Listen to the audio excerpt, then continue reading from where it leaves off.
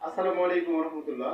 কাছের ও দূরে দেশ ও বিদেশ যে যেখান থেকে আছেন সবাইকে সাদর সম্ভাষণ। আমি হাকিম ইমার তালুকদার বিশ্বস্ত চ্যানেলের পক্ষ থেকে সবাইকে শীতকালীন শুভেচ্ছা। আশা করি মহান আল্লাহ তাআলার আশীর্বাদের মধ্যে ভালো আছেন।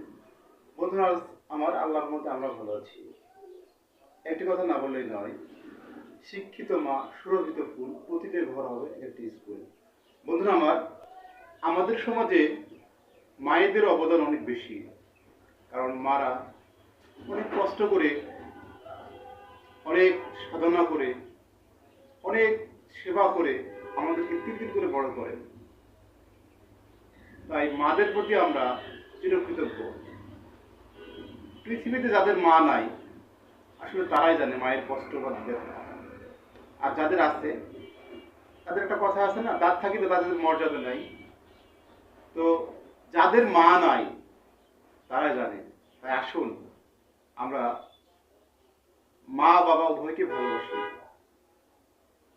আল্লাহ এবং রাসূলের পরে পিতা মাতাকে সম্মান শ্রদ্ধা দিতে হবে, তাদের কথা মেনে চলতে হবে। তারা মনে কষ্ট পায় এমন কোনো কাজ করা যাবে না। মা যেমন সন্তানের নাড়ির বাঁধন, এই বাঁধনকে ছিন্ন করা যাবে না। মা বাবার সেবা করতে হবে। তাই আসুন, যাদের বাসায় বৃদ্ধ পিতা মাতা রয়েছে, তাদের সাথে আমরা সৌহার্দ্যপূর্ণ আচরণ করি। যেমন ছোটবেলা আমার পিতা মাতা আমার সাথে আচরণ করত, আমি জিজ্ঞাসা করতাম, বাবা এটা কি, মা এটা কি। মা বাবা বিরক্ত না হয়ে বলতে পারবে এটা এই জিনিস, এটা এই জিনিস।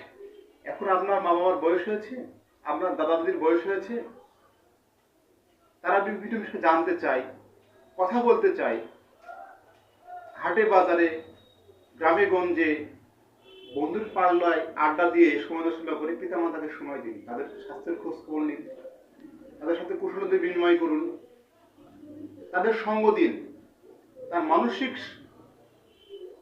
মানসিক শক্তি বৃদ্ধি পাবে।